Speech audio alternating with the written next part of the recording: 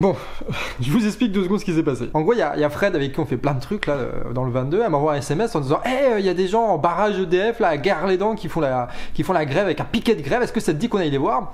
Et du coup, moins de 24 heures plus tard, on y était pour faire un reportage avec les syndiqués qui étaient là-bas, qui font grève et qui nous expliquaient pourquoi est-ce qu'ils faisaient grève, quelle est leur vision du mouvement social et notamment de comment est-ce qu'on peut faire des alliances avec le mouvement du 10 septembre. Une vidéo qui va être très importante, on est très fiers de l'avoir fait et on va la publier dans les jours à venir, dans la chaîne du Canard évidemment. Sauf que sur le chemin du retour, on s'est mis à parler de ce qui allait se passer, non pas le 10 septembre, mais le 8 septembre. Du coup, on s'est dit, bon, vas-y, on va filmer un peu notre conversation, on va la publier un peu comme ça sur Canard. Alors, c'est pas aussi bien monté que d'habitude, on vous prévient, c'est juste une conversation chill entre nous sur ce qu'on avait en tête pour le 8 septembre.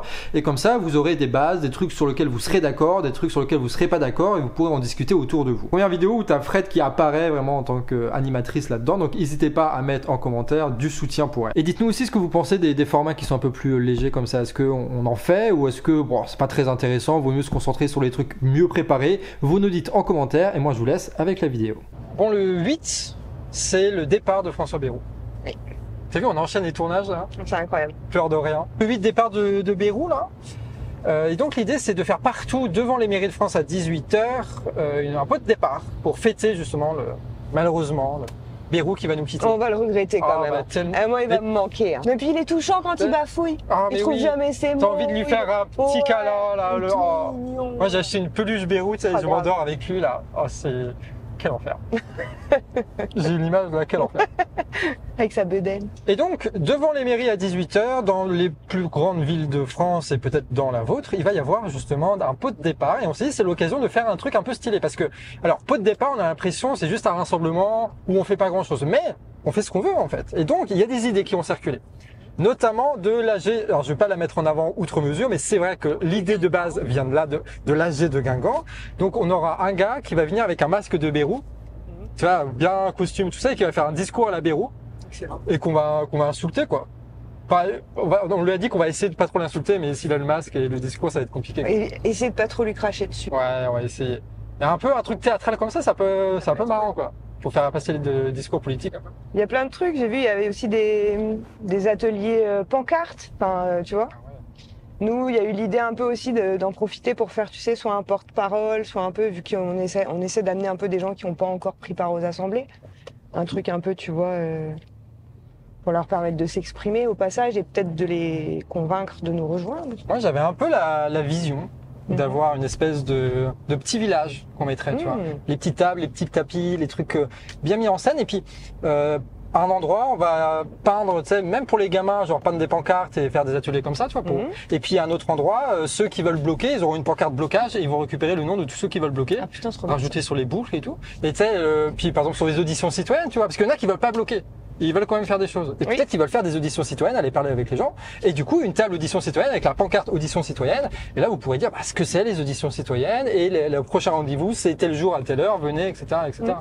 Et faire une sorte où les gens, ils pourraient passer comme ça. Ils feront un peu peut-être comme dans les magasins Ikea, quoi. Ils passent devant tout. T'as un fléchage au sol. Ouais, tu vois. Et t'es obligé de passer devant tout. Exactement. Tu vois, ils passent devant, les auditions citoyennes, le truc pancarte, machin. Et pendant ce temps-là, gros son de teuf. Ah putain, ça j'adore. Énorme son de teuf. On aura un mur de son de 10 kW.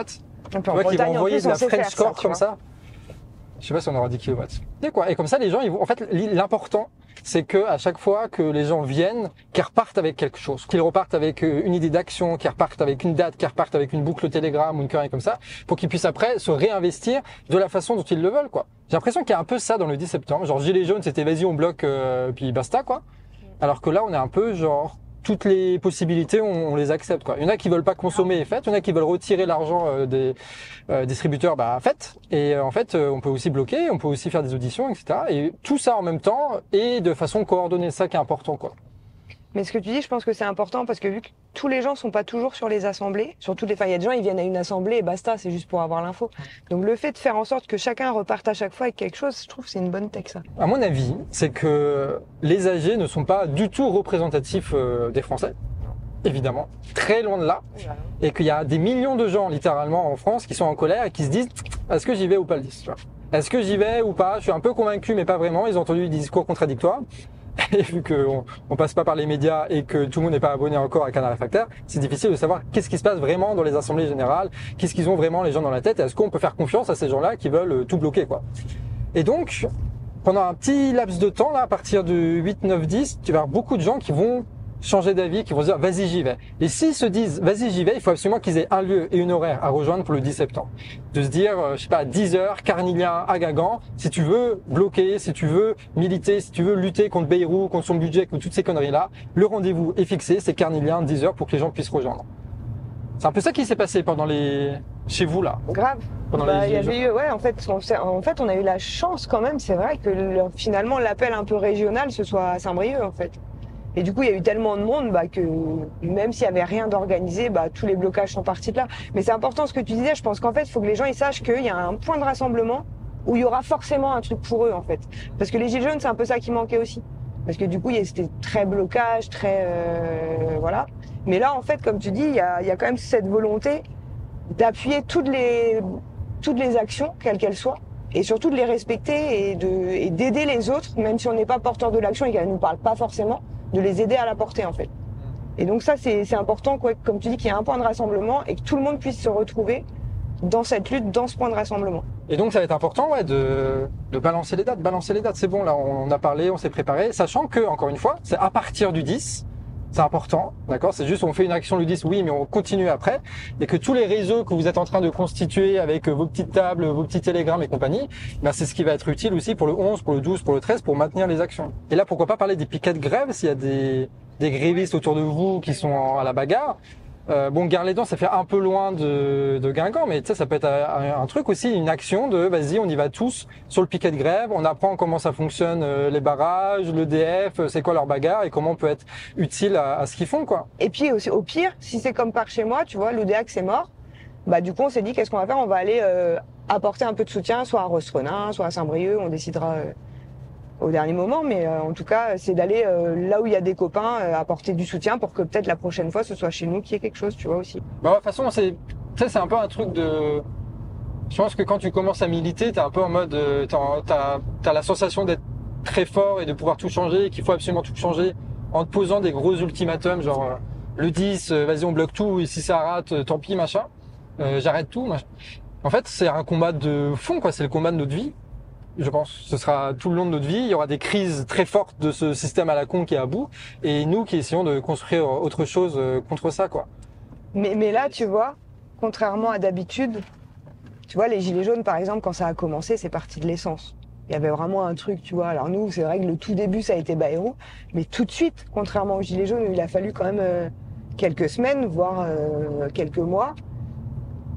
T'as eu tout de suite cette problématique du vol démocratique, en fait, tu vois. Et je pense que là, vraiment, sur tout le pays, même les gens qui votent RN, tu vois, je pense que tu pourrais poser la question à n'importe qui. Aujourd'hui, ce qui fait chier tout le monde, c'est qu'on n'a plus aucun pouvoir. Et qu'on a beau voter pour n'importe quel abruti, à chaque fois on se renflait, en fait. Et donc on est sur un marathon où des fois il faut faire des sprints, quoi. Et donc là, il faut juste aller au bout de la séquence et essayer de voir qu'est-ce qu'on peut choper là, combien de personnes on peut convaincre, combien de personnes on peut former, comment on peut reconstituer des réseaux forts, et à la prochaine on sera encore mieux, quoi. Et faites attention dans vos AG aux gens qui sont casse-couilles, hein. On a eu des retours de gens dans les AG où soit ça part à la chasse à telle ou telle personne qui aurait pas la bonne idée alors qu'ils voulaient juste faire des choses, ou alors des gens qui sont organisés dans leur petit réseau et qui se partagent la parole dans les assemblées générales pour essayer de contrôler un peu tous les trucs en dégoûtant les gens. Faites attention parce que ce mouvement-là, il est ouvert et du coup, tu as plein de gens un peu casse-couilles d'organisations qui vont venir pour essayer d'imposer leur vision, leur méthode et essayer de cadenasser ce truc-là. Donc faites bien attention à ça, notamment je parle là aux militants qui ont déjà été dans les organisations, qui savent de quoi je parle quand je parle de ça, et qui eux ils doivent être particulièrement vigilants à faire en sorte que les assemblées populaires restent des assemblées populaires. Donc faites bien attention à ça et protégez les copains de ce genre de comportement, c'est important. Et en vrai, pas hésiter à le faire en public, hein. Ah grave, tout dire en public, hein. Moi, je me gêne pas quand c'est comme ça, je dis direct en public, je remets la personne en place et c'est fini tout de suite. Ah ouais. N'hésitez pas à mettre en commentaire si vous organisez quelque chose le 8 pour Bayrou, pour son départ et pour faire la fête par rapport à ça et donner les dernières consignes avant le 10. Dites-nous en commentaire. N'hésitez pas à partager cette vidéo, notamment sur les boucles Telegram, pour qu'on puisse partager et discuter et débattre de tout ce qu'on a balancé là dans la voiture. Et puis voilà, merci. Parce qu'évidemment, il y a des trucs qui vont pas plaire dans ce qu'on a dit. Déjà, on a été voir les syndicats. On a été voir des syndiqués. Des syndiqués. C'était trop bien. Ah, ils étaient trop cool. Trop bien, je trouve. T'as quelqu'un qui dit on est capable de reprendre du jour au lendemain la main sur l'appareil de production, t'es là. Ah. Dans tous les cas, on est d'accord que aujourd'hui, ce qui roule le world, comme on dit là, c'est l'argent en fait, tu vois. Et l'argent, elle part d'où? Elle parle de la production. Donc tant qu'on n'a pas repris la main sur ces putains d'outils de production, on sera enculé en fait. On se retrouve soit à Guingamp, donc à 18h devant la mairie évidemment, soit partout en France. Vous retrouvez des événements comme ça. Il y a des affiches aussi que vous pourrez trouver en description, qui a été fait par Olivia et Flo, qui ont fait des super affiches. Donc tout ça c'est accessible pour vous. Vous remplacez par le QR code. C'est bon. Faut quand même dire que tout ce qui est produit, ça vient des gens. Hein. Ouais. Il n'y a pas des gens là-haut qui se disent tiens on va aller faire non tous les. Ah non, flyers, ils ont fait ça avec affiches. l'intelligence artificielle. Ah mais aussi ChatGPT, on Ah l'a oui, fait c'est aussi. ChatGPT. On Bah, l'a fait. beaucoup des vidéos. On peut dire qu'on fait nos communiqués avec ChatGPT quand même. Les communiqués de presse sont faits avec ChatGPT. Mais même les vidéos canards, c'est ChatGPT maintenant. Ah ouais, ça m'étonne pas. Il y a un avatar 3D. J'avais bien grillé aussi qu'il y avait des trucs bizarres. Ouais, des fois j'avais 6 doigts, c'était bizarre. Ouais. C'est ça, c'est l'IA quoi. Ok. D'ailleurs, on est à Dubaï en ce moment. Ouais. On le dit pas aux gens, mais on est à Dubaï. On vit. Ça se voit quand même que c'est Dubaï. Bien. On les dit bisous les gens, force.